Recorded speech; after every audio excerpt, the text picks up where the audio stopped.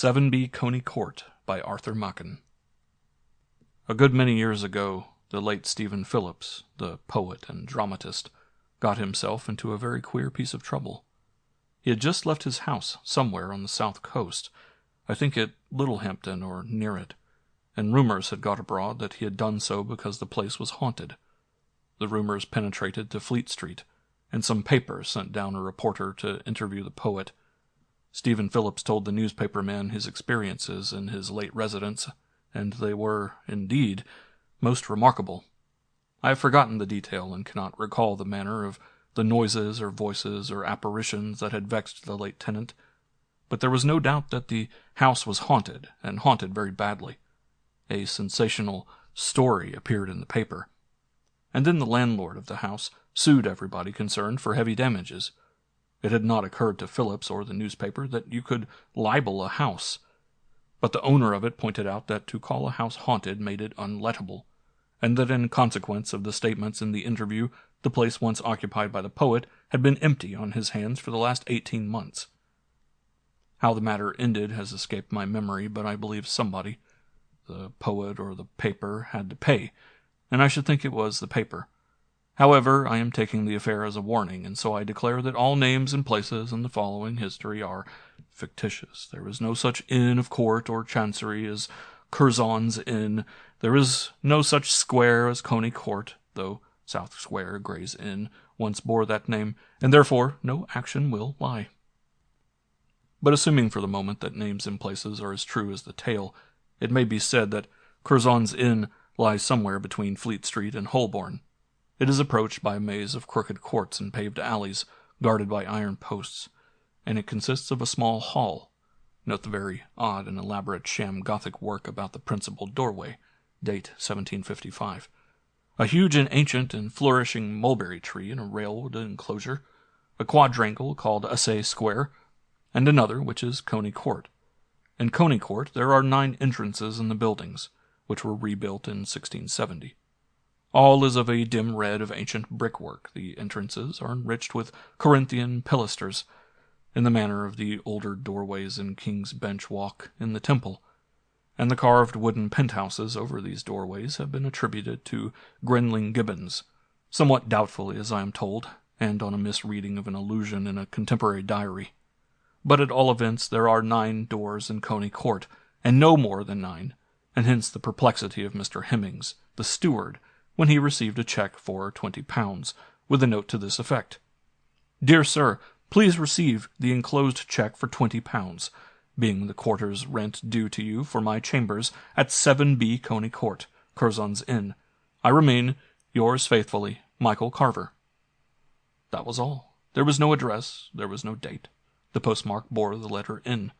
The letter was delivered by the first post of November 11th, 1913, and by immemorial custom of unknown origin, rents in Curzon's Inn are payable not on the English, but on the Scottish quarter days. Now, November 11th is Martinmas, and so far everything was in order, but there is no such entrance in Coney Court as 7B, and there was no such name as Michael Carver on the books of the inn. Mr. Hemmings was bothered, and nobody seemed to have heard of Mr. Carver. The porter, who had been employed at the inn for upwards of 40 years, was quite positive that no such name had been on the doorposts during the time of his service. Of course the steward made all possible inquiries. He went round to the various tenants at 6, 7, and 8, but could get no information whatever.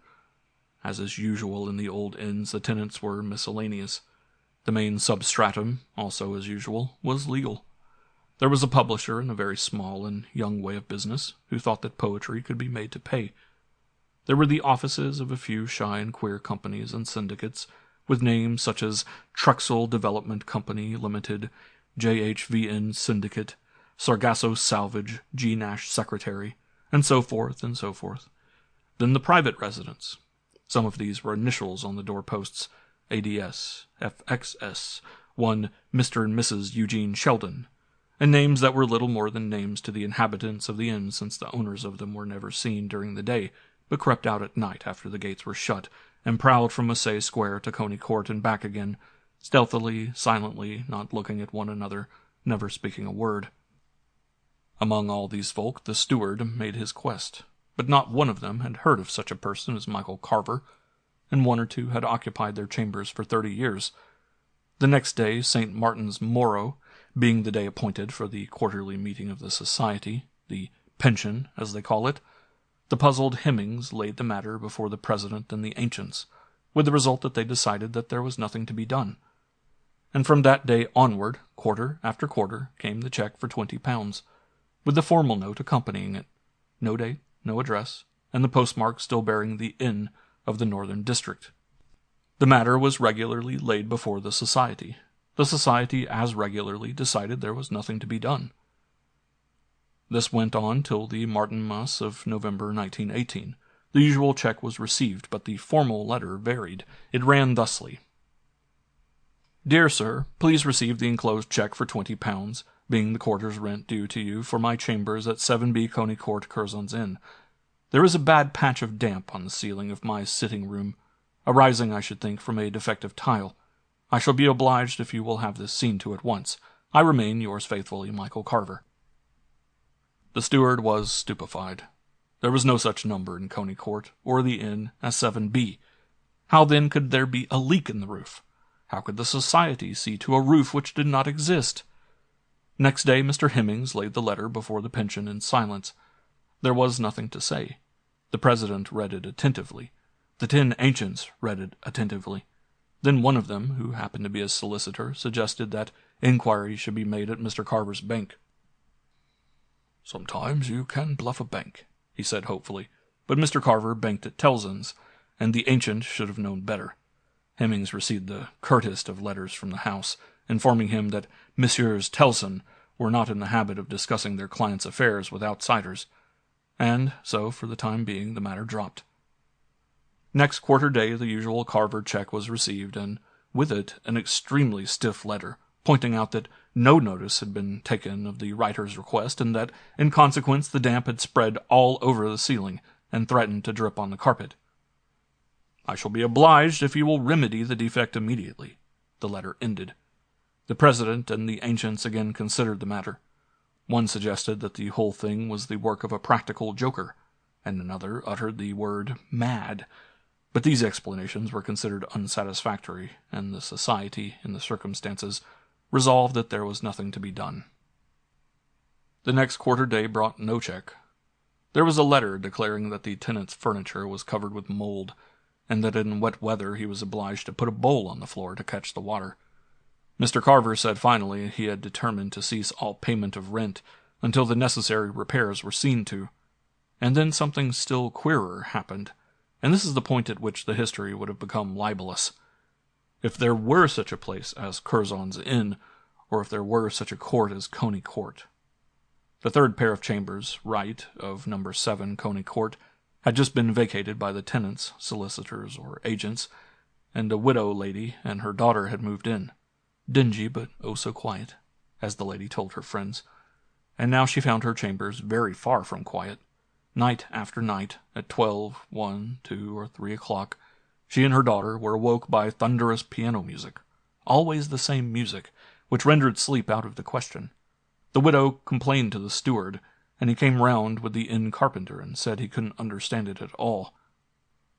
"We never had any complaints from Jackson and Dowling," he declared, and the lady pointed out that Jackson and Dowling left the inn every night at 6. The steward went over the set carefully. He noticed a sort of crazy flight of steps leading out of one of the rooms. "What's that?" he asked the carpenter, and the man said it was a sort of lumber place used by tenants for odds and ends. They went up and found themselves in a garret, lighted by one pane of glass in the roof. Here was a broken-down old piano with hardly a dozen notes sounding, a mouldy Gladstone bag, 2 odd men's socks, a pair of trousers, and some ragged copies of Bach's fugues, in paper wrappers. There was a leak in the roof, and all reeked with damp. The rubbish was removed, the place was turned out and whitewashed. There were no more disturbances. But a year later, the widow lady, being at a concert with a friend, suddenly gasped and choked and whispered to the friend, "That is the awful music I told you about." The distinguished pianist had just sounded the opening notes of John Sebastian Bach's fugue in C major. Neither the principal, the ancients, nor the steward heard any more of the tenant of 7B Coney Court.